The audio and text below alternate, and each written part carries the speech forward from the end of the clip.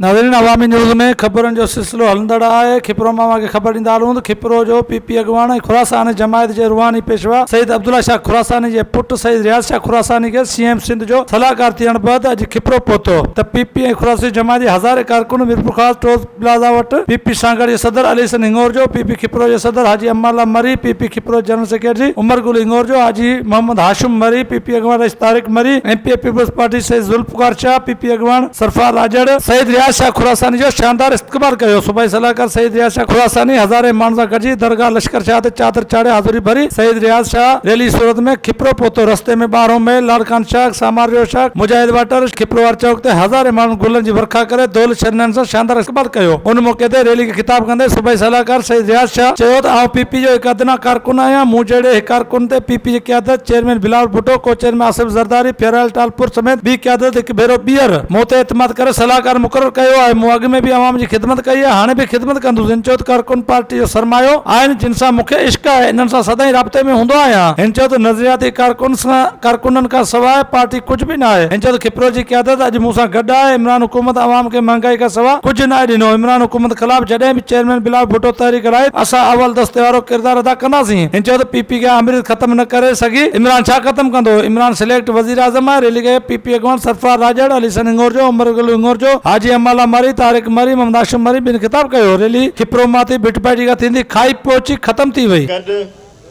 मुंहिंजो चाचो सरफराज राजड़ साहब, असांजो भाउ मुंहिंजो वॾो भाउ अली हसन हिंगोर जो साहब, डिस्ट्रिक्ट सांगड़ प्रेसिडेंट,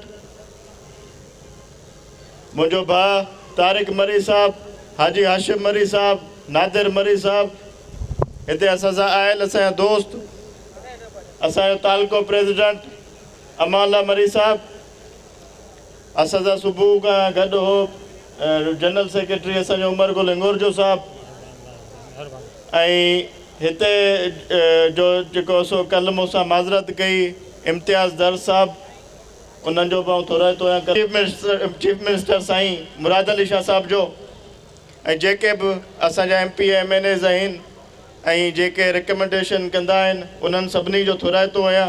सिंध जो सूबाई सलाहकार CM जो कयो आहे, उन ते आउं सभिनी जो थोराइतो आहियां। अवां सभिनी जो थोराइतो आहियां।